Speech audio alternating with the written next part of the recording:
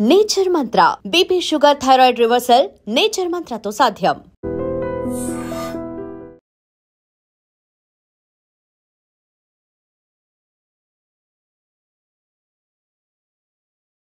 సరే మీరు ట్రాన్స్ఫర్ అయిపోయారు మేడం. కానీ సాధారణంగా ఒక ఆఫీసర్ యూనిఫామ్ వేసుకోగానే లా అండ్ ఆర్డర్ చేయాలి అని అనుకుంటారు, వెళ్ళి తన పవర్ చూపించాలని. కానీ ఫస్ట్ లోనే మీకు నాన్ ఫోకల్ పోస్ట్ ఇచ్చారు. కానీ ఆ నాన్ ఫోకల్ పోస్ట్ అయినా పేరుకి కానీ మీకు ఒక ఎక్స్పీరియన్స్ వచ్చింది మంచిది. దీన్ని మీరు ఏ విధంగా అర్థం చేసుకుంటారు? అలా అనడానికి మా బ్యాచ్ అందరికి కూడా అప్పుడు నాన్ ఫోకలే ఇచ్చారు. అప్పుడు బైఫర్కేట్ అయిపోయి ఉన్న దాని మీద అందరికి ఎక్కడెక్కడో అలా అడ్జస్ట్ చేస్తారు.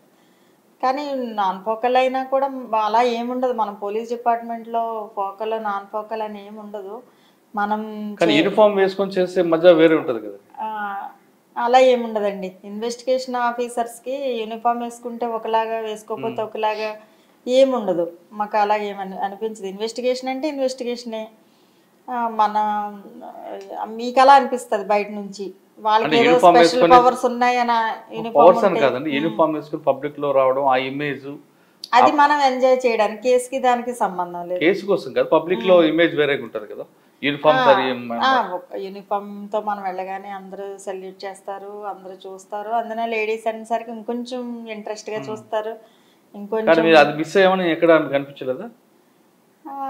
అంటే కరెక్టే, ఫస్ట్ యూనిఫామ్ పోస్ట్ రాలేదని మేమందరం బ్యాచ్ అంతా కూడా మేము బాధపడి, ట్రైనింగ్ అయిన వెంటనే ఎప్పుడెప్పుడు యూనిఫామ్ వేసుకుని డ్యూటీ చేద్దామా అని ఉండేది కదా. కానీ అది ఎంతోసేపు లేదు మాకు. మళ్ళీ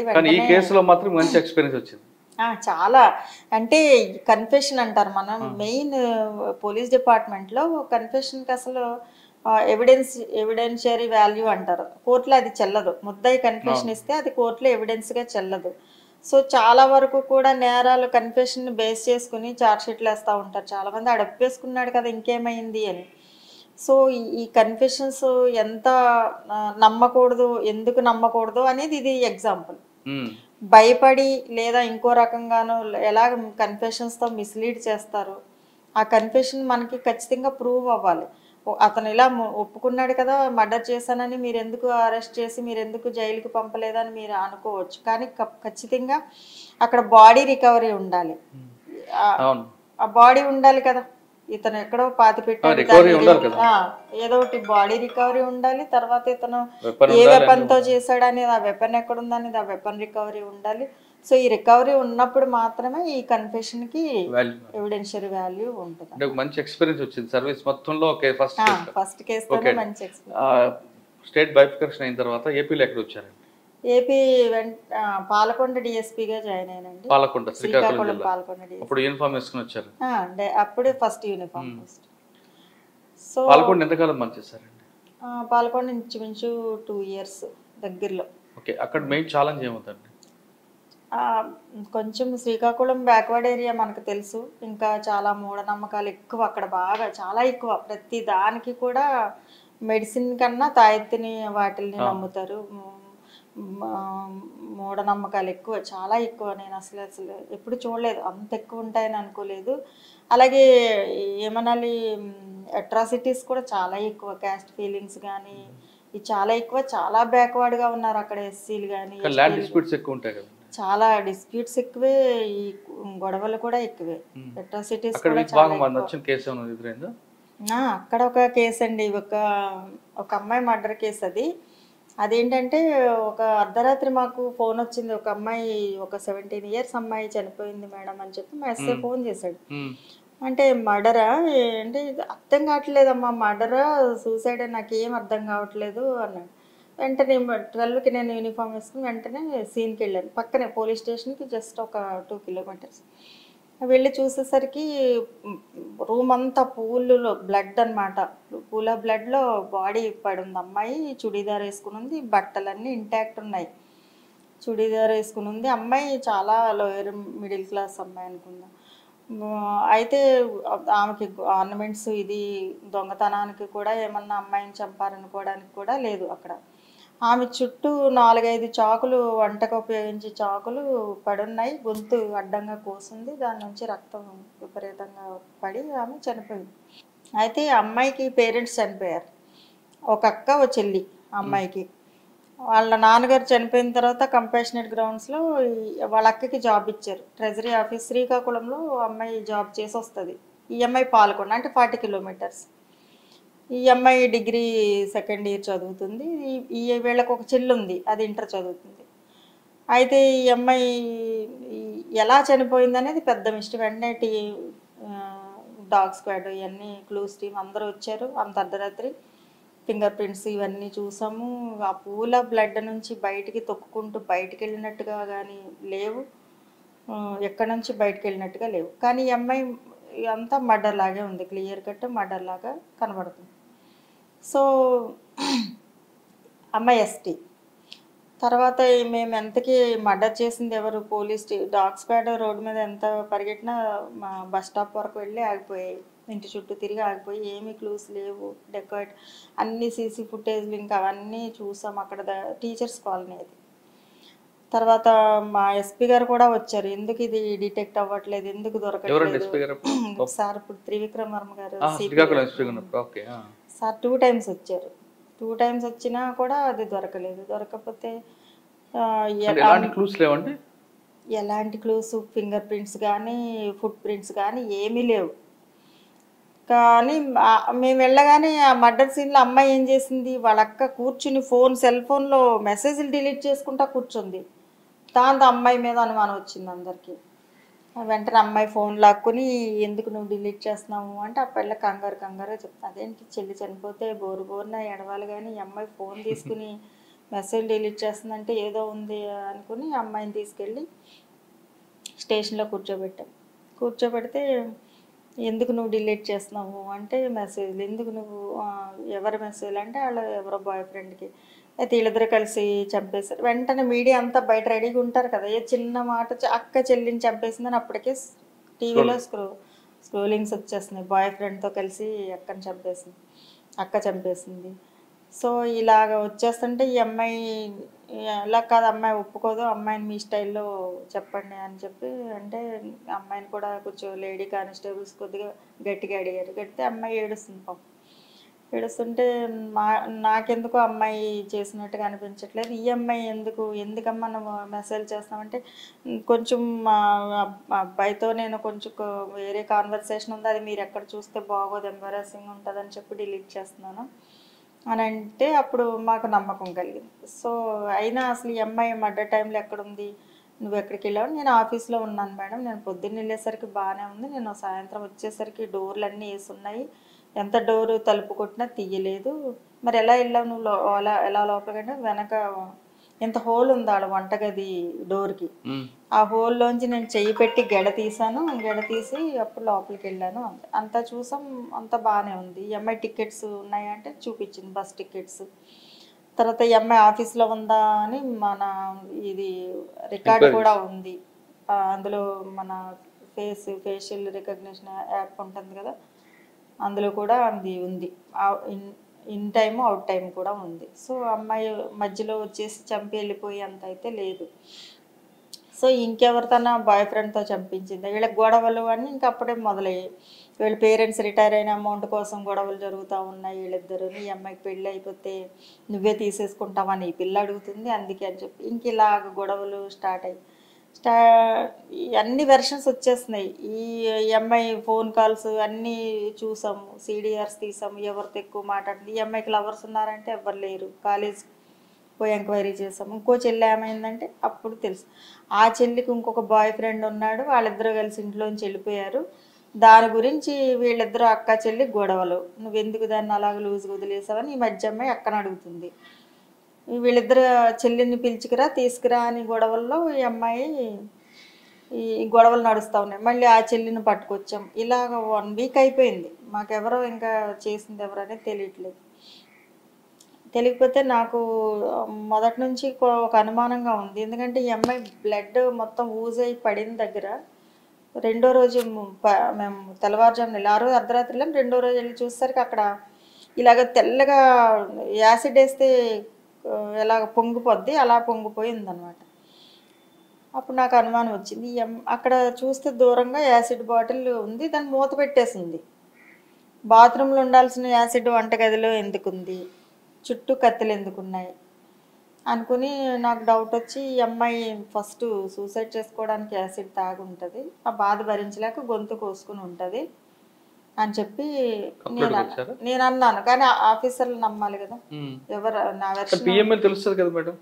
పిఎంఈలో అది అక్కడ పొరపాటు ఏం జరిగిందంటే పోస్ట్ మార్టం రిపోర్ట్లో ఆయన ఏమి ఇచ్చారు, ఆమెని కడుపులో చాలా లెఫ్ట్ సైడ్ స్టమక్ దగ్గర ఫిస్ట్తో గుద్దిన వూండ్స్ ఉన్నాయి, కమిలిన గాయాలు, కన్ఫ్యూజన్స్ ఇవన్నీ ఉన్నాయంటే మీడియా వాళ్ళు వెంటనే ఎవరో కడుపులో గుద్ది చంపేశారు ఆ అమ్మాయిని అని మళ్ళీ మధ్యలో మీడియాలో స్టార్ట్ చేశారు.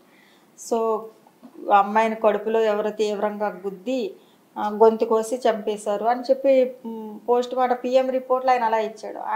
ఆయనకి తెలియదు యాసిడ్ ఉంటాయని. ఆయన గతంలో చేస్తుంటే ఏమన్నా ఎక్స్పీరియన్స్తో ఉండేది. ఆ తర్వాత నేను మళ్ళీ పిఎంఈ డాక్టర్ దగ్గరికి వెళ్ళి ఈ యాసిడ్ బాటిల్ తీసుకెళ్ళి ఈ యాసిడ్ కానీ ఇవిడ కడుపులో ఉందేమో ఎలాగో ఆర్ఎఫ్ఎస్ఎల్కి పంపిస్తాం కదా ఈ స్టమక్ ఇవన్నీ అని చెప్పి మేము ఎఫ్ఎస్ఎల్కి పంపి యాసిడ్ ఉందా కంటెంట్ లాంటి యాసిడ్ ఉందని ఎఫ్ఎస్ఎల్ రిపోర్ట్ వచ్చిన తర్వాత అప్పుడు ఈ వెర్షన్ మేము మా సుపీరియర్ ఆఫీసర్స్కి చెప్పిన తర్వాత వాళ్ళు ఒప్పుకున్న తర్వాత ఈ అమ్మాయి అదే యాసిడ్ తాగింది. ఈ అమ్మాయికి డిప్రెషన్ ఉంది, ఆల్రెడీ మందులు కూడా వాడుతుంది, ఆ రిపోర్ట్ కూడా తీసుకున్నాం. సో యాసిడ్ తాగి అమ్మాయి బాధ గొంతులో భరించలేక గొంతు కోసుకుందనమాట.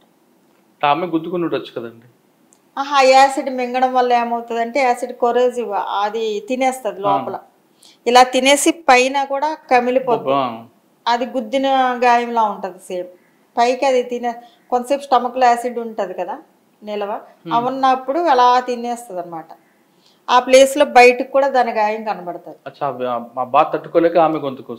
ఆమె ఈ బాధను తట్టుకోలేక ఆమె వెంటనే గొంతు కోసుకుని చనిపోయింది. స్టోరీ మాత్రం సేమ్ మర్డర్ కేసు లాగా ఉంది. ఇంకా అందరూ ఆఫీసర్స్ కాదు అది మర్డరే, మీరు డిటెక్ట్ చేయలేక ఈ కథను తీసుకొచ్చారు. ఇంకా అలాగా అలా జరిగింది. కానీ తర్వాత మళ్ళీ రిపోర్ట్ వచ్చిన తర్వాత క్లియర్ అయింది అందరూ. గవర్నమెంట్ డాక్టరే, ఆయన ఎక్స్పీరియన్స్డే, కానీ ఆయనకు అది రావాలని లేదు కదా, ఆయనకి ఎలాంటి కేసు. తర్వాత ఇంకేం గుర్తున్నాయండి పాలకొండలో? ఇండి ట్రేడ్ అని ఒక కేసు చేసామండి. అతను ఏమనాలి షేర్ మార్కెట్ పేరుతో చాలా మంది అమౌంట్లు కలెక్ట్ చేశాడు పాలకొండలో. అతను వైజాగ్ లో షేర్ మార్కెట్ పెట్టి అక్కడ గవర్నమెంట్ టీచర్స్ అందరి దగ్గర షేర్ మార్కెట్ లో మీకు ఏమనాలి 10% ఇంట్రెస్ట్ తో మీకు అమౌంట్ వస్తుంది అని చెప్పి అందరికి బ్లాంక్ చెక్లు ఇచ్చేసేవాడు. అలాగ మొత్తం ఒక 30-40 కోట్లు అమౌంట్ టీచర్స్ అందరి దగ్గర కలెక్ట్ చేశాడు. ఆ కేసు కూడా మేము టేకప్ చేసి మొత్తం అతను పట్టుకుని అదంతా మొత్తం అతను ప్రాపర్టీస్ కూడా అటాచ్ చేయడం జరిగింది. తర్వాత అది చాలా వాల్యూమినస్ కేసు అవడంతో దాన్ని సిఐడికి మేము ట్రాన్స్ఫర్ చేయడం జరిగింది. అంటే వాళ్ళు రికవర్ అయిందండి? రికవర్ అయింది. అతను సంపాదించిన ఆస్తులన్నీ తిరిగి అమ్మేసి కొంత అంతా వాళ్ళకి క్లెయిమ్ చేసినంత ఇవ్వకపోయినా కోర్టు డెసిషన్ వరకు వెళ్ళి ఉంటారు. సార్ పాలకొండ తర్వాత ఎక్కడ వచ్చారు మేడం? పాల్కొండ తర్వాత నేను మళ్ళీ సిఐడిలో చేశానండి, గుంటూరు సిఐడిలో. లాండ్ ఆర్డర్ ఎక్కడ చేశారు? మళ్ళీ తర్వాత వెంటనే ఏసీపీ వెస్ట్ వైజాగ్ వచ్చాను. గుంటూరు సిఐడి తర్వాత ఏసీపీ వెస్ట్గా వెస్ట్ ఏసీపీ ఓకే విశాఖపట్నం వచ్చాను. అక్కడ కూడా ఇంట్రెస్టింగ్ ఒకటి. అంటే ఏసీపీ ఈస్ట్ వచ్చారా వెస్టా? వెస్ట్ వెస్ట్కి వచ్చి ఇంకొక ఇంట్రెస్ట్ చెప్పే ముందు సాధారణంగా విశాఖపట్నంలో కానీ ఈవ్టీజింగ్ ఇవన్నీ కనిపిస్తుంటాయి. మీకు చాలా కేసులు వచ్చి ఉంటాయి. గోపాలపట్నం అవ్వచ్చు, తర్వాత ఎన్ఈడి కొత్త రోడ్డు, మురళీనగర్, ఇవన్నీ కూడా ఎక్కువ ఈవ్టీజింగ్ కనిపిస్తాయి. ఇంకా ముందుకు వెళ్తే శైలర్ నగర్ అవంతా కూడా. ఒక అమ్మాయి మీ దగ్గరికి వచ్చి మేడం నాకు ఈ అబ్బాయి ఈవ్టీజింగ్ చేస్తున్నాడు అని చెప్తే మీ రియాక్షన్ ఎలాగ ఉంటుందండి?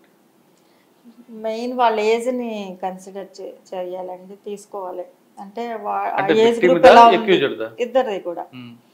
అంటే ఇప్పుడు కాలేజ్ టీనేజ్ లెవెల్ ఉందంటే అక్కడ ట్రీట్మెంట్ ఒకలా ఉంటుంది, ఆ కౌన్సిలింగ్ ఒకలా ఉంటుంది.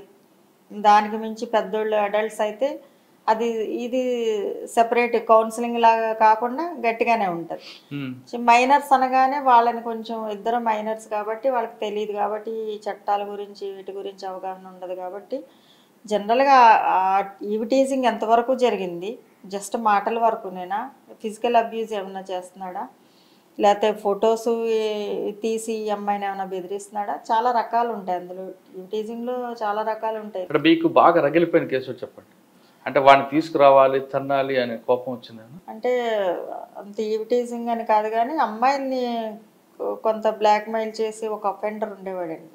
ఈవిటీజింగ్ అనొచ్చో లేదో కానీ మీరు చెప్పిన ఈవిటీజింగ్లో అంత అలాంటి కేసులు అయితే లేవు. ఇక్కడ అమ్మాయిల్ని వేధించే ఒక కేసు దొరికింది ఒకటి. అది ఒక అతను ఉండేవాడండి, అమ్మాయిలతో లవ్ అఫైర్ పెట్టుకునేవాడు. అమ్మాయిలు అంటే అమ్మాయిలు కాదు, మ్యారీడ్ ఉమెన్తో.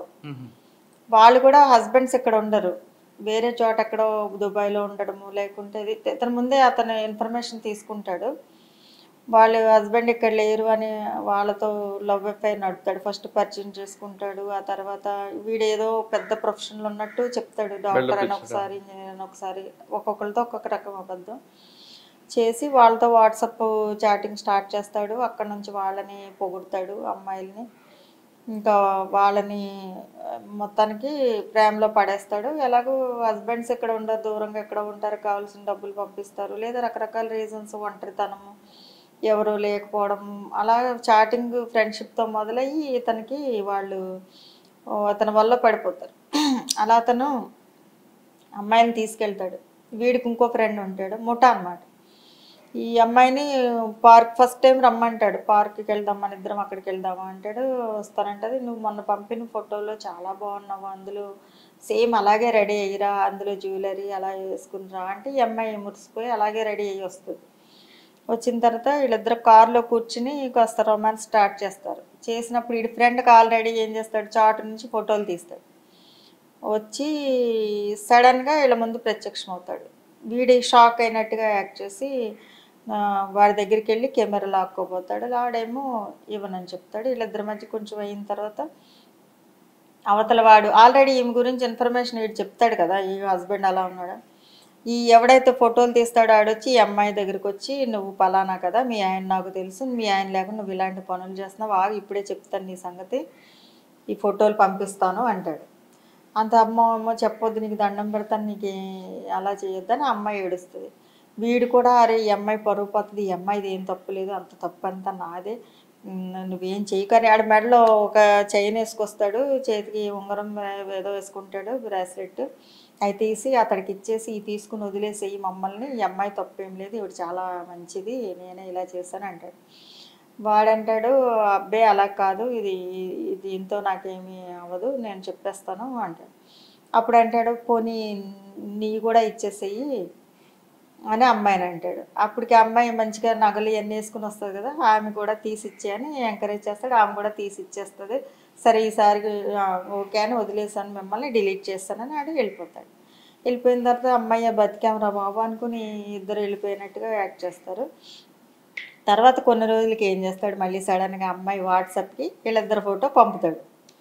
పంపిన తర్వాత మళ్ళీ అమ్మాయి షాక్ అవుతుంది, ఇదేంటి ఆ రోజు డిలీట్ చేశాడు కదా, మళ్ళీ ఇప్పుడు ఎందుకు తీసావని మళ్ళీ వాట్సాప్లో అమ్మాయి కాల్ చేసి, అంటే కొద్దిగా డబ్బులు అవసరం అయ్యింది నాకు, కొద్దిగా ₹1,00,000 సర్దు అంటే, మరి డిలీట్ చేసేస్తావా అంటే డిలీట్ చేస్తాను. మళ్ళీ అలాగా అమ్మాయి దగ్గర ఒక 50 లక్షలు కూడా లాగిన వాళ్ళని తీసుకున్నారు. 50 lakhs ఎలా ఇచ్చావమ్మా నువ్వు అంటే, భయం వేసింది మేడం, మా ఆయనకి తెలిస్తే అల్లరైపోద్ది, గొడవ అయిపోద్ది, నా గోల్డ్ అమ్మేసి ఇచ్చాను, తర్వాత కొన్ని ఇంట్లో సామాన్లు కూడా అమ్మేసి ఇచ్చారు భయంతో పాపం.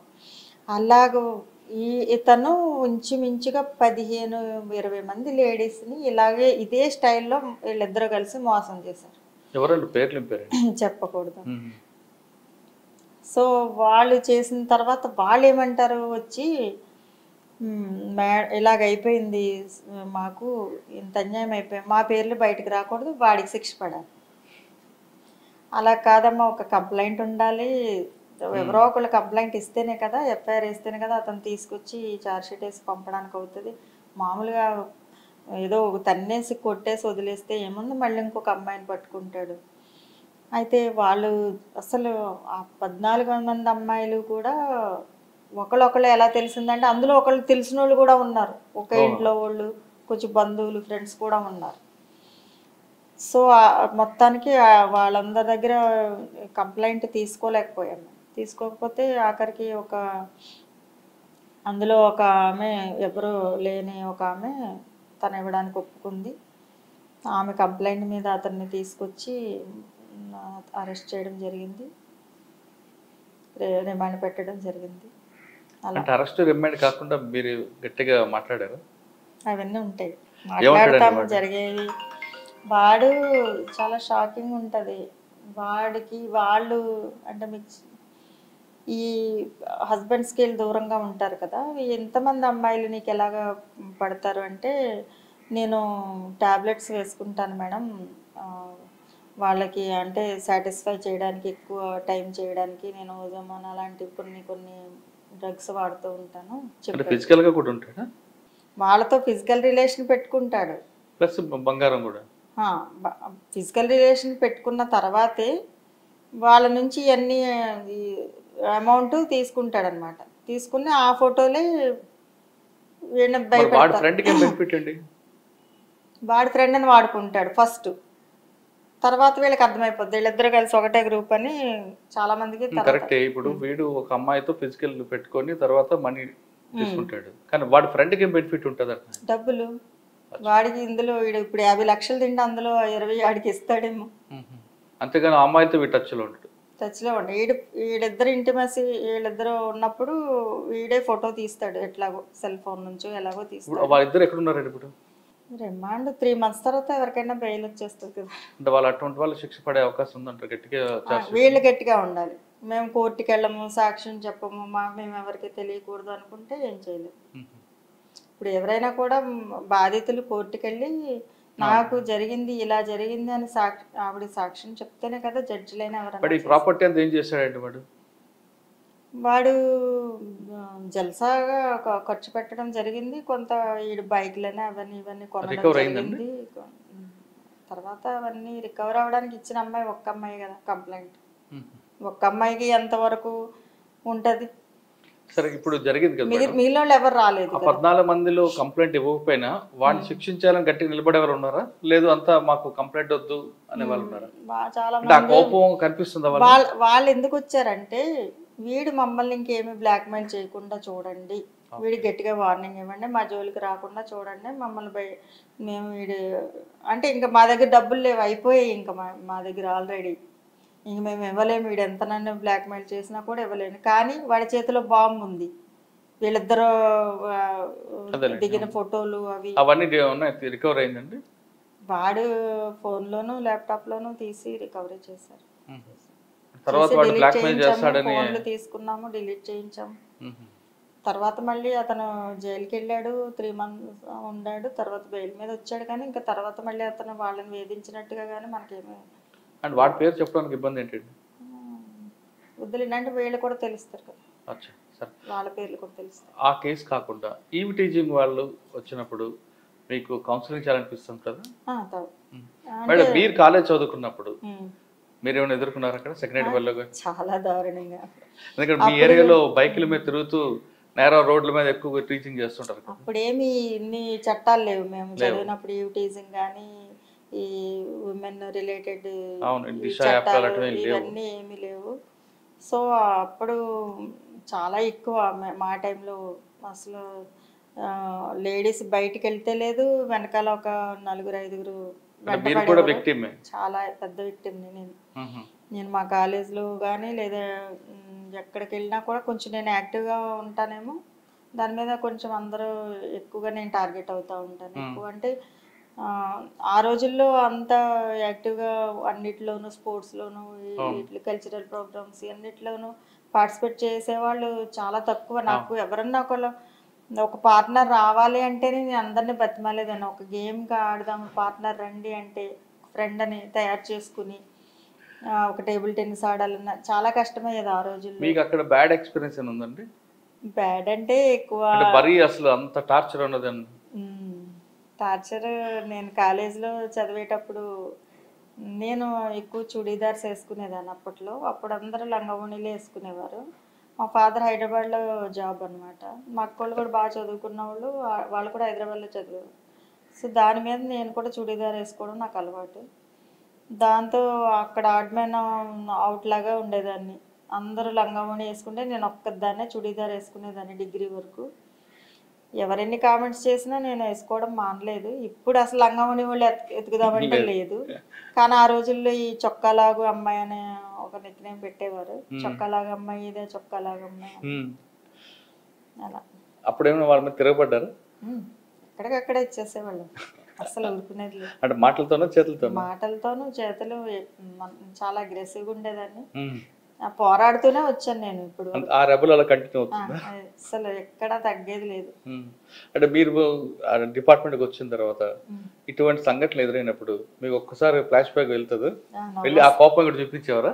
అలా ఏం లేదు, అది న్యాచురల్ అనే అనిపిస్తుంది. ఆ ఏజ్ లో ఉన్న పిల్లలకి అలా. ఇప్పుడు ఇంకా పర్వాలేదు, వీళ్ళు చాలా చేయొచ్చు, అంటే అవతల వాళ్ళకి ఇబ్బంది లేకుండా చేయొచ్చు ఆ ఏజ్ లో, కానీ అవతల వాళ్ళకి కన్నీరు పెట్టి అందులో ఆనందపడడం కరెక్ట్ కాదు. ఇప్పుడు అలా వస్తే ఇమీడియట్ గా పోలీసు ఎఫ్ఐఆర్ వేసేస్తాము. ఈవిటీజింగ్ సెక్షన్లు ఉన్నాయి కాబట్టి 354 ఇవి సెక్షన్లు వేసి ఇమీడియట్ గా వాళ్ళని కట్టేలు చేసేస్తున్నాం. చాలా కంట్రోల్ అయిపోయింది ఇప్పుడు అసలు. మేడం, మీకు వెస్ట్ ఏసీపీగా మంచి కేసు చెప్పారు, అది కాకుండా ఇంకేమైనా గుర్తున్నాయా?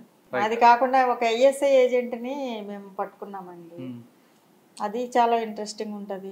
అతను మాకు ఒకరోజు పొంగల్ సంక్రాంతి అనమాట, ఆ రోజు ఫెస్టివల్. ఆ రోజు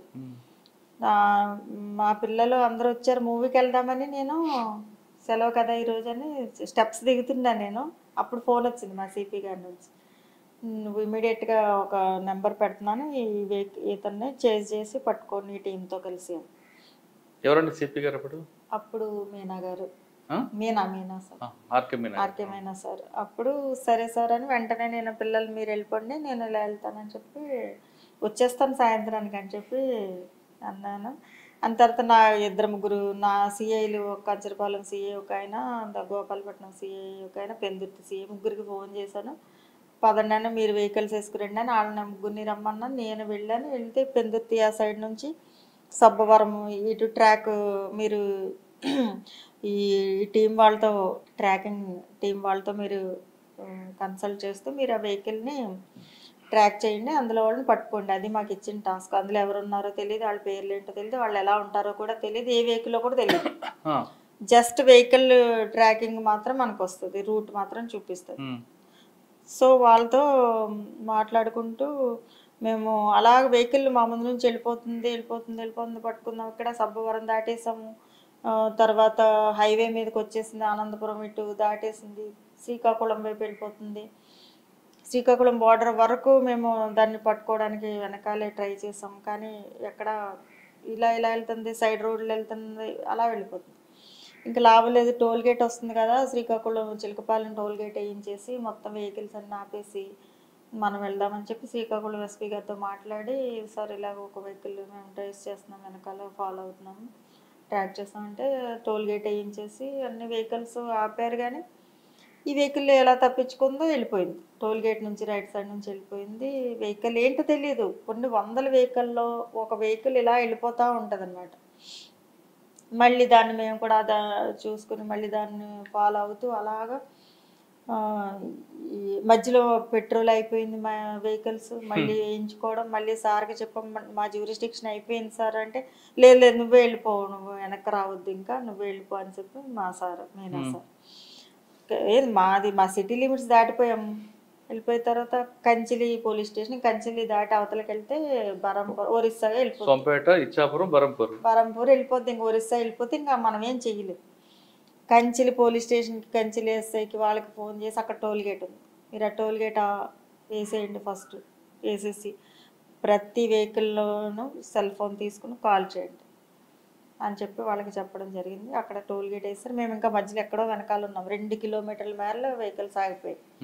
అయితే ఐఏఎస్ఐ ఏజెంట్ వెళ్తున్నాడు, సో అతను ఫోటో ఇలా ఉంటుందని అప్పటికి వాట్సాప్లో పెట్టారు. అలా ఎవరో ఉండరు కదా, వాళ్ళు రకరకాల మారువేషాలు ఉంటారు. అప్పుడు అతను ప్రతి వెహికల్ అక్కడ ఎస్ఐ టీము కాల్ చేస్తూ ఉంటే, ఒక టొమాటో లారీలో డ్రైవర్ ఫోన్ తీసుకుని చేస్తుంటే అది ట్రేసర్, మేము ఏదైతే ట్రాక్ చేస్తామో అది. లారీ పక్కకు పెట్టు అంటే వాడు వెనకాల ఇంకో లారీ ఉంది, 2 లారీల్లో వస్తున్నారు, 2 ముస్లిమ్స్ బెంగళూరు నుంచి టమాటోస్ తీసుకొస్తున్నారు. లారీ డ్రైవరు, క్లీనరు, నలుగురు. వాళ్ళ నలుగురిని పక్కకు తీసుకెళ్ళి కంచిల్ పోలీస్ స్టేషన్ తీసుకెళ్ళాం. తీసుకెళ్తే పైన నిండా టమాటాలు, కిందేమో వెపన్స్ ఉన్నాయా లేకపోతే బాంబులు ఉన్నాయో ఏమున్నాయో మాకు తెలియదు, లేదా వాళ్ళ చేతుల్లో వెపన్స్ ఉన్నాయా లేకపోతే బాంబులు ఉన్నాయి. ఐఎస్ఐ ఏజెంట్లు అన్నారు. మేము మాత్రం వెళ్ళిపోయాం ఉన్న పళంగా. మా సిఐల దగ్గర ఒకళ్ళ దగ్గర వెపన్ ఉంది అంతే. మేము పర్సనల్ వెపన్స్ కూడా తీసుకోలేదు అప్పుడు, మధ్యలోంచి వెళ్ళిపోయాం. సరే కంచిలి పోలీస్ స్టేషన్కి వెళ్ళి వాళ్ళని తీసుకురండి అంటే వాళ్ళ చేతులు ఇలా వెనక పట్టుకుని తీసుకొచ్చారు. వాళ్ళని ఇంట్రాగేట్ చేయడం, వాళ్ళ హిందీ లేదా కన్నడ. సో వాళ్ళతో ఏదో కష్టాలు పడి అక్కడ కొంత ఇంట్రాగేట్ చేసి వాళ్ళు ఏంటంటే జస్ట్ మేము వాళ్ళ పర్మిట్స్, వాళ్ళ లోడు సంబంధించి పేపర్స్ అన్నీ కరెక్ట్గా ఉన్నాయి. టమాటా ఎక్కడి నుంచి ఎక్కడికి తీసుకెళ్తున్నారు, ఎక్కడ ఇస్తున్నారు అన్నీ బాగానే ఉన్నాయి. ఆఫీసర్స్కి ఫోన్ చేస్తే లేదు వాళ్ళని తీసుకుని సిటీకి తీసుకొచ్చానంటే ఆ 2 లారీలని వెనక పెట్టుకుని మేము అక్కడ నుంచి ఆ రోజంతా అక్కడే ఉండిపోయాం. నైట్ అవి తీసుకుని సిటీకి వచ్చేసరికి తెల్లవారుజాము మెల్లగా వస్తున్నాయి, లోడెడ్ కదా. తీసుకొచ్చి పిఎం పాలెం పోలీస్ స్టేషన్ దగ్గర టమాటా లారీలు పెట్టి టమాటాలు ముందు అక్కడ చెక్ చేయండి కింద ఏమైనా ఉన్నాయంటే ఏమీ లేవు. టమాటాలన్నీ చూసారు, ఏమీ లేవు. వాళ్ళని ఇంట్రాగేట్ చేయి, నువ్వే తీసుకొచ్చావు కదా, నువ్వే ఇంట్రాగేట్ చేయి. వాళ్ళు ఎక్కడి నుంచి వచ్చారు, ఏం తెస్తున్నారు, ఇది మనకి ఇన్ఫర్మేషన్, వీళ్ళు ఐఎస్ఐ ఏజెంట్లు అంతే. సరే వాళ్ళతో కూర్చుని ఎంతసేపు ఇంట్రాగేట్ చేసినా, ఎన్ని రకాలుగా చేసినా వాళ్ళు ఏమి చెప్పట్లేదు పాపం. సరే ఆఖరికి నాకు అర్థం కాలేదు ఏంటి వీళ్ళ పరిస్థితి. అక్కడికి బెంగళూరు నుంచి ఫోన్లు వచ్చేస్తున్నాయి, అక్కడ నుంచి వచ్చేస్తున్నాయి. వాళ్ళ ఫ్లైట్ ఎక్కి వచ్చేసారు బెంగళూరు నుంచి. ఈ ఐఎస్ఐ సంబంధించి మన పోలీస్ డిపార్ట్మెంట్, తర్వాత ఇండియన్ ఆర్మీ వాళ్ళు కూడా వచ్చేసారు. అందరు నా ఫోన్ నెంబర్ తీసుకుని నాతో మాట్లాడడం మొదలుపెట్టారు. ఏంటి ఏం చెప్తున్నాడా లేదా. తర్వాత వాడితో ఆఖరికి వాళ్ళు ఎంత చేసినా ఒక 1 డే అంతా ట్రై చేసాం. 2వ రోజు ఇంకా నాకు విసుకొచ్చి, బాబు ఎవరన్నా మీ ఫోన్ ఎవరన్నా తీసుకుని ఎవరన్నా మాట్లాడారా అంటే అప్పుడు అవును మేడం, బెంగళూరు బస్ స్టాప్ ఎదురుగా నేను బస్ ఎక్కితే నా పక్కనే ఒక అతను ఎక్కాడు, ఒకసారి మీ ఫోన్ ఇవ్వండి అని తీసుకుని మాట్లాడాడు. అంటే ఎవరితో మాట్లాడాడు, వైఫ్తో మాట్లాడాడు. ఎలా ఉన్నాడు అంటే చెప్పాడు, సేమ్ మనం ఏదైతే పర్సన్ వెతుకుతున్నామో అతను. సో అలా ఉన్నాడు చూపిస్తే, అవును ఇలాంటి అతను. అప్పుడు ఎన్నిసార్లు తీసుకున్నాడు. మళ్ళీ 2వసారి కూడా తీసుకుని ఏం మాట్లాడండి, నేను ఇలా ఇక్కడ ఉన్నాను, నువ్వు కంగారు పడకు, నేను వస్తున్నాను అని 2 మాటలు మాట్లాడాడు. సో అది అతను వైఫ్ని మనం ఇంటర్సెప్షన్ అది ట్రాకింగ్లో ఏజెంట్ వైఫ్ నెంబర్ని పెట్టారు. ఎందుకంటే ఎప్పుడైనా హస్బెండ్ చేస్తాడు కదా. అతను విన్నప్పుడు ఇతను ఈ నెంబర్ నుంచి మాట్లాడడం విన్నారు కదా, విన్నప్పుడు ఈ నెంబర్ ఫోన్ ట్యాపింగ్. సో ఈ నెంబర్ ఇతను తీసుకున్నాడు, హస్బెండ్ కొత్త నెంబర్ తీసుకున్నాడు, ఏఎస్ ఏజెంట్. ఈ నెంబర్ తీసుకుని ప్రయాణిస్తున్నాడు అనుకున్నారు. జనరల్గా అదే అనుకుంటారు కదా, వాళ్ళు ఇంకా తెలివైన వాళ్ళు. వాళ్ళేమో పబ్లిక్ ఫోన్లు వాడుకుంటారు, వాళ్ళే డైరెక్ట్గా నంబర్లు తీసుకుని వాడుకోరు అని మనకి తెలుసు. అయినా కానీ ఛాన్స్ ఎందుకు వదిలేయాలి, ఒకవేళ ఇతను కూడా అయ్యి ఉండొచ్చు కదా. సో అది జరిగిన విషయం. సో ఈ ఫోన్ నెంబర్ ఇతనే ఉంది కాబట్టి ఇతనే ఐఎస్ఐ ఏజెంట్, ఇలా మూవ్ అవుతున్నాడని ఇన్ఫర్మేషన్ అందరికీ బెంగళూరు నుంచి వాళ్ళని ట్రేస్ చేసుకుంటూ వస్తున్నారు. ఎవరో పట్టుకోలేకపోయారు. బెంగళూరు నుంచి మళ్ళీ ఏపీ పోలీసులకి ఇచ్చారు, విజయవాడ నుంచి మళ్ళీ దాదాపు 500 కిలోమీటర్లు ట్రాక్ చేయలేకపోయారు. ఏ వెహికల్ ఉంటాడో తెలీదు, ఎలా ఉంటాడో తెలీదు. ఫోన్ నెంబర్ ట్రాక్ చేసుకుని వస్తున్నారు. ఆ ఫోన్ నెంబర్ని పట్టుకుని అన్ని టోల్ గేట్ ఆపి అందరినీ కాల్ చేయాలని ఐడియా ఈ మధ్యలో ఎవరికీ రాలేదు. సో ఇంకా మాకు బోర్డర్ అంటే పట్టుకోగలము అనుకున్నాం, ఎందుకంటే 1 కిలోమీటర్ ముందు మాకు కనబడతా ఉంది. సో తర్వాత అప్పుడు ఇలా జరిగిందని నేను చెప్పడం జరిగితే వెంటనే ఇమీడియట్గా అక్కడ పోలీసు బస్ స్టాప్ దగ్గర సీసీ కెమెరాలు ఏమన్నా ఉన్నాయేమో అన్నీ చూసి వాళ్ళు ఆ క్యాండిడేట్ అక్కడ మూవ్ అయినట్టుగా అలా రికార్డులో వాళ్ళు గమనించినట్టున్నారు. ఆ తర్వాత ఓకే అని చెప్పి వీళ్ళని తీసుకుని వాళ్ళు తీసుకెళ్ళిపోయారు. బెంగళూరు నుంచి వాళ్ళు పోలీస్ టీం వచ్చేసి వీళ్ళని తీసుకుని వెళ్ళిపోయారు. దాంతో మేము వాళ్ళని హ్యాండ్ ఓవర్ చేసి మేము ఊపిరి తీసుకున్నాం. అది అలా పాపం వాళ్ళకి అన్యాయం కదా మేడం, వాళ్ళు బై మిస్టేక్ ఫోన్ ఇచ్చినందుకు వాళ్ళు అన్యాయం అంటే జస్ట్ వాళ్ళని తీసుకెళ్ళి ఏం జరిగిందని ఎవిడెన్స్ కోసం తీసుకుంటారు తప్ప వాళ్ళేమి ఇందులో కానీ లోడ్ అంతా వేస్ట్ అవుతుంది కదా. లేదు, ఇవన్నీ పంపించేసారు, మళ్ళీ వెనక్కి పంపించేసారు, లోడ్ ఏం వేస్ట్ అవ్వదు. అది బాగా మంచి ఎక్స్పీరియన్స్ కేసులు ఉన్నాయి. చాలా చాలా ఓకే, అక్కడే నుంచి ఇక్కడ ప్రమోషన్ దగ్గర వచ్చారా? అవునండి, అక్కడ నుంచి ఇక్కడికి ప్రమోషన్ మీద విజిలెన్స్ ఇన్ఛార్జ్ ఏఎస్పీగా వచ్చాను. తర్వాత ఇక్కడ ప్రమోషన్ వచ్చి ASP vigilance. But vigilance enforcement అంటే చాలా మందికి ఇది ఒక పనిష్మెంట్ డిపార్ట్మెంట్ అనుకుంటారు. అంటే మీరు కాదు, మ్యాక్సిమం అనుకుంటారు ఇక్కడ పని ఉండదు, అంత పేపర్ వర్క్ ఎక్కువ ఉంటుంది, పిటిషన్లు ఎక్కువ వస్తాయి, ఎంక్వైరీ చేయాలి, డాక్యుమెంట్స్ ఎక్కువ ఉంటాయి. ఇంత డాక్యుమెంట్ చేసి మీరు రిపోర్ట్ పంపిన తర్వాత అంటే ఆ ఏవో మీద యాక్షన్ ఉంటుందా ఉండదు అనేది తక్కువ ఉంటుంది. కాబట్టి ఎందుకు చేయాలి అనేది ఒక భావన ఉంది. అటువంటి భావన ఉన్న వాళ్ళకి మీరు ఇచ్చే మెసేజ్ ఏంటి? అసలు విజిలెన్స్ అనేది డిపార్ట్మెంట్ చాలా రెప్యూటెడ్, అందరూ చాలామంది ఆప్షన్ పెట్టుకుని వస్తారు, అందరికీ విజిలెన్స్లో ఇవ్వరు. వాళ్ళది మొత్తం వాళ్ళ ఏమన్నా రికార్డ్ అంతా చూసిన తర్వాతే వాళ్ళకి డిప్యుటేషన్ మీద ఛాన్స్ ఇస్తారు, ఏసీబీ కానీ విజిలెన్స్ కానీ. అంత కావాలనుకున్న వాళ్ళు ఎవరికి విజిలెన్స్ ఇవ్వరు first and foremost. So vigilance అనేది చాలా పవర్ఫుల్ డిపార్ట్మెంట్, లోకల్ పోలీస్ కన్నా కూడా పవర్ఫుల్. వాళ్ళకన్నా ఇంకా సివిల్ మ్యాటర్స్ చేయడానికి లేదు, ప్రైవేట్ మ్యాటర్స్ డీల్ చేయడానికి లేదు బిజినెస్ పీపుల్. విజిలెన్స్ అలా కాదు, గవర్నమెంట్ ఎంప్లాయీస్ మీద ఎంక్వైరీ చేయొచ్చు, ప్రైవేట్ పర్సన్స్ మీద చేస్తాము, బిజినెస్ పీపుల్ మీద చేస్తాము, అన్నింటి మీద చేస్తాం, సివిల్ మ్యాటర్స్లో చేస్తాము. సో విజిలెన్స్ చాలా పవర్ఫుల్, సివిల్ కన్నా కూడా చాలా పవర్ఫుల్. యూనిఫామ్ లేనందువల్ల అది కాదని మీరు అనుకుంటున్నారేమో, దాని వాల్యూ మా డిపార్ట్మెంట్లో వాళ్ళందరికీ తెలుసు. దీనికి రావడానికి చాలా కాంపిటీషన్ కూడా ఉంది.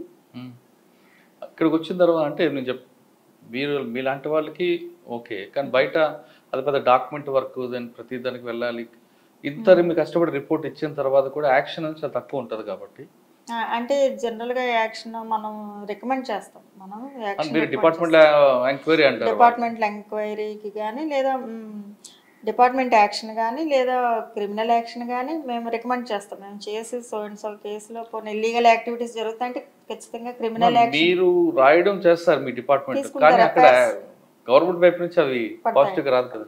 చాలా కేసుల్లో ఎఫ్ఐఆర్స్ వేయిస్తాం. ఇల్లీగల్గా రైస్ ట్రాన్స్పోర్ట్ చేస్తున్నారు అనుకుందాం, సపోజ్ గవర్నమెంట్ ఇచ్చిన రైస్ని ఇల్లీగల్ ట్రాన్స్పోర్ట్ చేస్తున్నారు, కొనకూడదు, అమ్మకూడదు, వాళ్ళ మీద చాలా ఒక 60-70 మంది మీద మేము ఎఫ్ఐఆర్స్ వేయించాం కేసులు.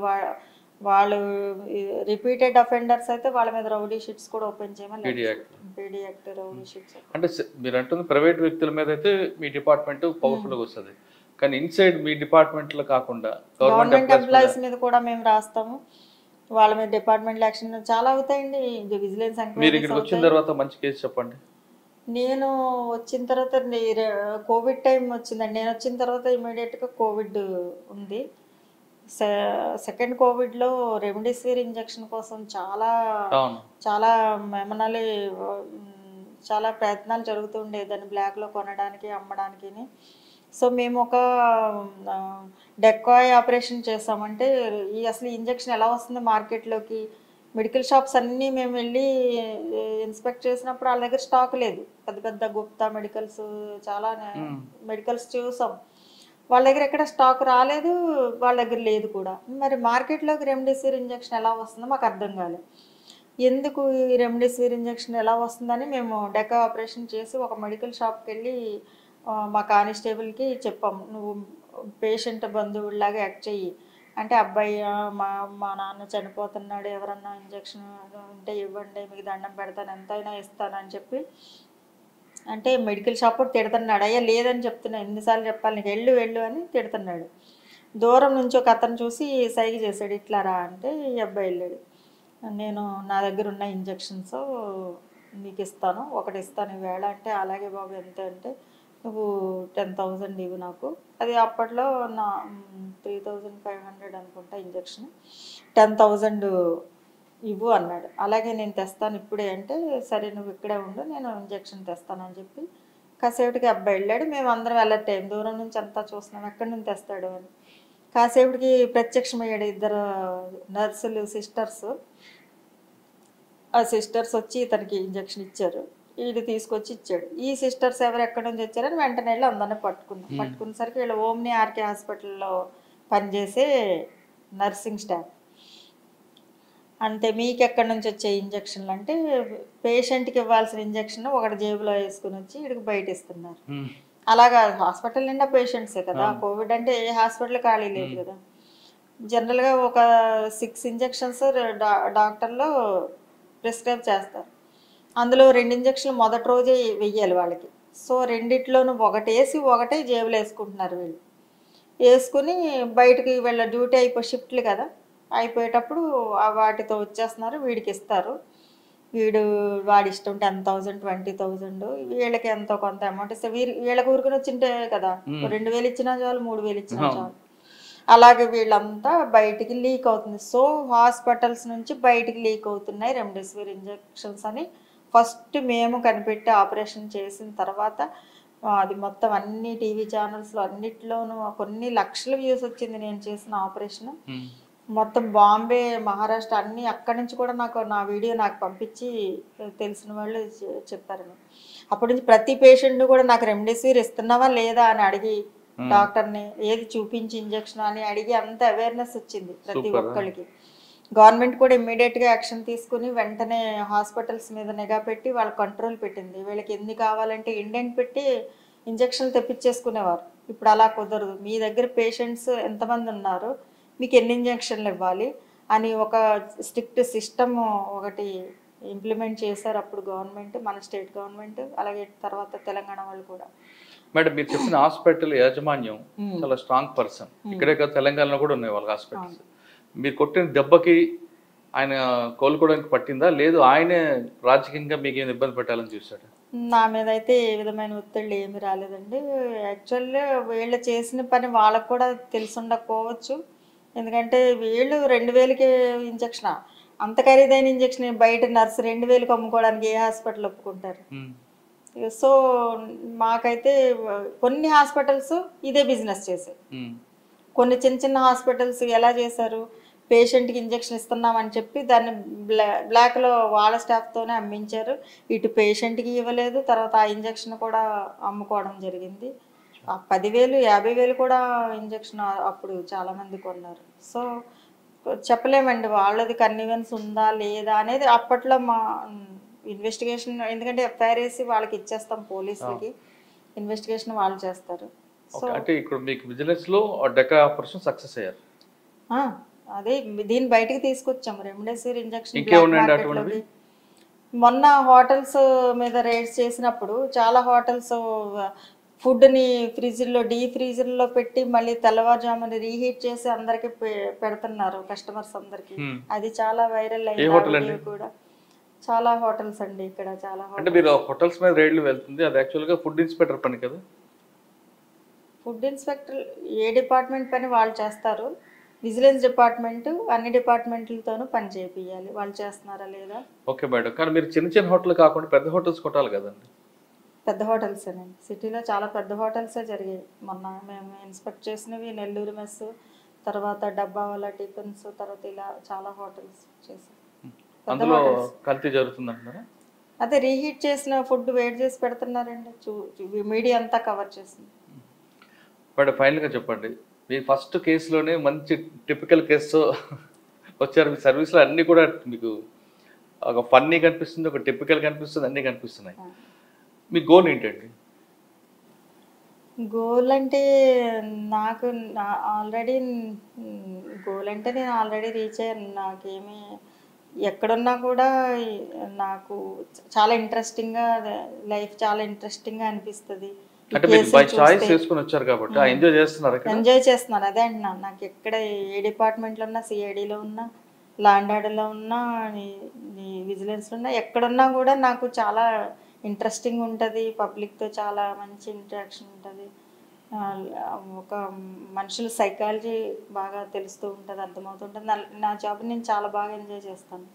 సాధారణంగా పోలీస్ డిపార్ట్మెంట్లోకి అమ్మాయిలు వస్తే రకరకాల వేధింపులు ఉంటాయని, లేడీస్ ఇష్యూస్ అప్పుడు కొన్ని ఇష్యూస్ ఉంటాయని, లేదా పోలీస్ డిపార్ట్మెంట్ ఉన్న వాళ్ళు కూడా సెక్సువల్ దీంట్లో వేధిస్తుంటారని ఒక అపోహ ఉంది, అది వాస్తవం అంటారా?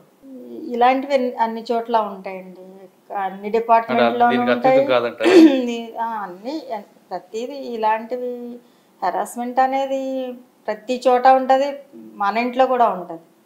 ఈ డిస్క్రిమినేషన్ అనేది, ఆడ మగ డిస్క్రిమినేషన్ అనేది మన ఇంట్లో ఉంది, సొసైటీలో ఉంది, డిపార్ట్మెంట్లో ఉంది, అన్ని చోట్ల ఉంది. అలాగే అంటే వేరే డిపార్ట్మెంట్ జరిగితే పోలీస్ డిపార్ట్మెంట్ చెప్పుకుంటారు కదా, మీ డిపార్ట్మెంట్లో జరిగితే మరి మీరు మన డిపార్ట్మెంట్లో కూడా జరుగుతూ ఉంటాయి. మన డిపార్ట్మెంట్లో కూడా గ్రీవెన్స్ అడ్రసింగ్ సెల్ ఉంటుంది, ఆఫీసర్స్ ఉంటారు, వాళ్ళకి చెప్పుకోవచ్చు. అది కాకుండా నైట్ డ్యూటీస్ మిగతా ఇష్యూస్ అప్పుడు దాన్ని ఎలా షార్ట్ అవుట్ చేస్తుంటారు? నైట్ డ్యూటీస్ మొదట్లో అది కొంచెం కష్టంగా అనిపించేది, కానీ ఈ రోజుల్లో సాఫ్ట్వేర్ ఇవన్నీ వచ్చిన తర్వాత లేడీస్ బయటికి వెళ్ళి నైట్ డ్యూటీస్ చేయడం పెద్ద ఎంత అయితే ఏమీ లేదు, అందరూ చాలా నార్మల్గా తీసుకుంటున్నారు. సాధారణంగా మగవాళ్ళకి ఉద్యోగం చేస్తే పోలీస్ డిపార్ట్మెంట్ 24/7 365 రోజులు పనిచేసి ఏదో ఒకటి మేనేజ్ చేయగలరు. కానీ మీరు 2 పాత్రలు పోషించాలి, ఒకటి ఇల్లు, ఇటు ఉద్యోగం. ఇటు అమ్మగా పోషించాలి, ఇక్కడ కూడా డిపార్ట్మెంట్ హెడ్గా చూడాలి. ఈ రెండింటిని బ్యాలెన్స్ ఎలా చేసుకుంటారు? బ్యాలెన్స్ అంటే మనకి నేను చేసిన ఇప్పుడు విజిలెన్స్ డిపార్ట్మెంట్ కాబట్టి అంటే పైకి వెళ్ళే కొంత టైం ఉండొచ్చు, కానీ టైం దొరుకుతుంది.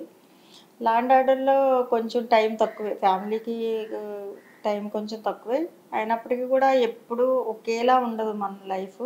రోజు అదే అంటే ఒక వారంలో ఒక 2-3 రోజులు చాలా కష్టంగా ఉంటుంది, స్ట్రెస్ఫుల్గా ఉంటుంది, ఒక 2-3 రోజులు రిలాక్సింగ్గా కూడా ఉంటుంది. సో ఎప్పుడు ఒకేలా అంటే ఎంత ఉన్నా పిల్లలకి పుట్టినరోజు అప్పుడు లేదు పేరెంట్ టీచర్స్ మీటింగ్ అప్పుడు పండగ అప్పుడు అమ్మ ఉండాలి అనేది ఉంటుంది.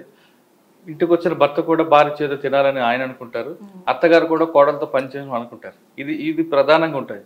కానీ పక్కనే మీకు ఉద్యోగం, ఇది కూడా దీనికి ఇంపార్టెంట్ అనిపిస్తుంది. ఈ రెండు బ్యాలెన్స్ చేయడం అనేది ఎప్పుడైనా మీకు ఇబ్బంది అనిపించింది? అప్పుడప్పుడు వాళ్ళ కోరికలు కూడా తీర్చుతూ ఉంటాము, అన్నిసార్లు కాకపోయినా. చెప్పాను కదా, మూవీకి వెళ్దామని రెడీ అవుతుంటే ఇలా కాల్ వచ్చింది. సో అలా ఒక 10 సార్లు ఒకసారి వాళ్ళవి కూడా జరుగుతూ ఉంటే అస్సలు జరగవని అయితే ఏం కాదు. ఇంట్లో వంటలు చేసి పెడుతూ ఉంటాము, అత్తగారుల కోరిక తీర్చుతాము, పిల్లలతో షాపింగ్ సినిమా వెళ్ళాలంటే వెళ్తాము. సో మరీ 100% మేము అందులో లాక్ అయిపోయాము, ఒక జైల్లో ఉన్నామని అయితే లేదు. వేరే వాళ్ళతో కంపేర్ చేసుకుంటే కొంచెం తక్కువ, అంతేగాని మరీ టైం మేనేజ్మెంట్ తెలియాలంటారు. టైం మేనేజ్మెంట్ తెలియాలి, కొంత ఫ్యామిలీ అర్థం చేసుకుంటారు. తన జాబ్ ఇలాంటిది కాబట్టి తనకి వీలవ్వదని అందరూ రిలేటివ్స్ ఏంటి, పిల్లలేంటి, హస్బెండ్ ఏంటి, అందరూ కూడా మనల్ని అర్థం చేసుకుంటారు. అర్థం చేసుకున్న వాళ్ళు అయితే ఎవరు ఉండరు. మీ వారు ఏం చేస్తుంటారు? మా వారు ప్రైవేట్ జాబ్. ఎక్కడండి? హైదరాబాద్. పిల్లలు ఏం చదువుతున్నారు? పిల్లలు ఇప్పుడు ఇద్దరు గ్రాడ్యుయేషన్ అయిపోయింది, పాప బీటెక్ అయిపోయింది చిన్న పాప, పెద్ద పాప ఏమో బీడిఎస్ అయిపోయింది. ఆయన అక్కడ, మీరు ఇక్కడ, మరి ఇబ్బంది లేదా? ఇబ్బంది అంటే నేను ఇక్కడ ఏపీ ఆప్షన్ ఇచ్చుకున్న తర్వాతే కాబట్టి జస్ట్ ఒక 2018 నుంచే, అంతవరకు అందరం కలిసే ఉన్నాము. ఇప్పుడు పిల్లలు కూడా గ్రాడ్యుయేషన్ అయింది, నాతోనే ఉంటున్నారు. మా హస్బెండ్ కూడా ఒక 2 ఇయర్స్లో జాయిన్ అయిపోతారు. ఇక్కడ మాతోనే అందరం ఇక్కడే ఉంటాం. వైజాగ్ షిఫ్ట్ అయిపోతున్నారా?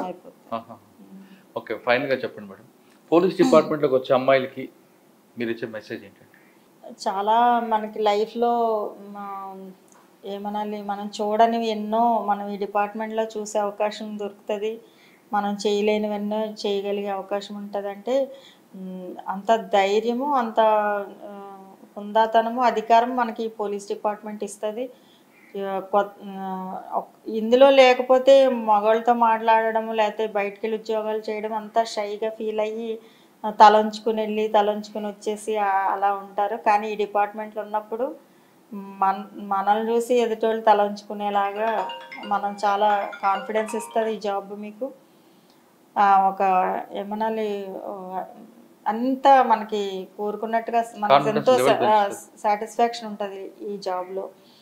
అంటే మీరు చెప్పినట్టుగా టైము ఫ్యామిలీకి ఫుల్గా కేటాయించలేము అనుకుంటాం, కానీ అది కూడా ఉంది మనకి. అంతా లా అండ్ ఆర్డర్లోనే ఉండము కదా, మన లైఫ్ అంతా రకరకాల డిపార్ట్మెంట్, సిఐడిలో ఉంటాము, ఏసీబీలో ఉంటాము, ఇలా విజిలెన్స్లో ఉంటాము. సో చాలా డిపార్ట్మెంట్స్ మారుతూ ఉంటాం, మిగతావన్నీ కూడా మామూలు ఆఫీస్ టైమింగ్స్ లాగే మార్నింగ్ 10 to 5 అలాగే ఉంటాయి. కాబట్టి లైఫ్ అంతా మనం 24 గంటలు యూనిఫామ్ వేసుకుని ఇలాగే చేస్తామని ఏమీ భయపడాల్సిన అవసరం లేదు. అంతగా కావాలి, మాకు ఫ్రీ టైం కావాలి, ఫ్యామిలీతో గడపాలి అనుకుంటే మనం వేరే లూప్ లైన్ సెలెక్ట్ చేసుకుని అటు వెళ్ళిపోవచ్చు. ఒక సిఐడి సెలెక్ట్ చేసుకుని మీరు వెళ్ళిపోవచ్చు, లేదా ఇంకొకటి ఏసీబీ లేదా ఏదైనా చాలా ఉన్నాయి, ఒక 15-20 డిపార్ట్మెంట్స్ ఉన్నాయి ఇందులో, వెళ్ళిపోవచ్చు.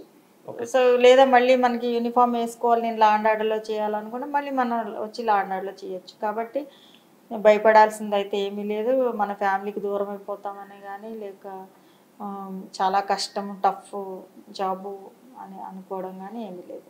చిన్న చిన్న సమస్యలకి లేదు కూర్చొని మాట్లాడుకుంటే తెగిపోయే సమస్యలకి ఆత్మహత్య చేసుకున్న మహిళలకు ఇచ్చే మెసేజ్ ఏంటి? అంటే వాళ్ళకి నేపథ్యం మేమైతే కౌన్సిలింగ్ చేస్తాము వాళ్ళని పిలిచి. మీరు కూడా ఒక్కసారి అలా సూసైడ్ చేసుకోవాలి అని అనుకున్నప్పుడు ఒక క్షణం ఆలోచించండి. మీరు మీ సమస్యకి ఈ రోజుల్లో టెక్నాలజీ చాలా బాగా డెవలప్ అయింది. ఒక యూట్యూబ్ ఓపెన్ చేస్తే మీ ప్రాబ్లం కొడితే లేదు, ఎంతోమంది సలహా ఇవ్వడానికి రెడీగా ఉంటారు. ఎంతోమంది ఇలాంటి ఎగ్జాంపుల్స్లో వాళ్ళు ఎలాగ సర్వైవ్ అయ్యి మళ్ళీ ఎలా సక్సెస్ సాధించారో అని చాలా మోటివేట్ అయ్యే వీడియోస్ చాలా ఉన్నాయి. సో ఒక్క క్షణం ఆలోచించి మీ సమస్య లాంటి సమస్యతో ఎవరన్నా ఇంకా బాధపడుతున్నారా, వాళ్ళు ఏం చేశారు అనేది జస్ట్ మీకు ఒక ఫోన్ తీసుకుని ఒక గూగుల్ సెర్చ్ లేకపోతే యూట్యూబ్లోనే చేయండి. మీకు చెప్పేవాళ్ళు ఎవరు లేరు, లేదా మీ సమస్య ఎవరికి చెప్పుకోలేము అనుకున్నప్పుడు ఖచ్చితంగా మీకు టెక్నాలజీ యూజ్ అవుతుంది. లేదా మీకు తెలిసిన పోలీస్ డిపార్ట్మెంట్, ఇప్పుడు కొందరు అమ్మాయిలు మా దగ్గరికి వచ్చి చెప్పారు అని చెప్పాం కదండి, అలాగే మాతో కూడా పోలీసులతో షేర్ చేసుకోవచ్చు. మీకున్న సూసైడ్ దేనికి పరిష్కారం కాదు కాబట్టి మీకు పరిష్కారం తప్పకుండా మేము ఆప్షన్స్ చూపించగలము పోలీసులు, లేదా మీ టెక్నాలజీని వాడుకోండి. పోలీస్ డిపార్ట్మెంట్ రండి అంటున్నారు స్వరూపారాణి గారు. మగవాడి ధీటుగా తలెత్తుకుని పనిచేయాలంటే ఖచ్చితంగా police department the best platform అని చెప్తున్నారు. ఖచ్చితంగా మీరు అందరూ డిపార్ట్మెంట్ రండి, ఇక్కడ మంచి సదుపాయాలు ఉన్నాయి, కేవలం 24 గంటలు పనిచేయాలి, కుటుంబాలకు దూరంగా ఉంటా అని భావన వద్దు, మహిళలకి వేరేగా ఈ కష్టాలు ఉంటాయని కూడా అస్సలు ఆలోచించొద్దు అంటున్నారు స్వరూపారాణి గారు. ఖచ్చితంగా మీరు అందరూ పోలీస్ డిపార్ట్మెంట్ రండి, మహిళల బలం చూపిద్దాం అంటున్నారు స్వరూపారాణి గారు. ఇది వారం స్వరూపారాణి గారు సెక్సులు చిట్టరి. వచ్చే వారం మరో గెస్ట్తో బలి కలుద్దాం. నమస్తే.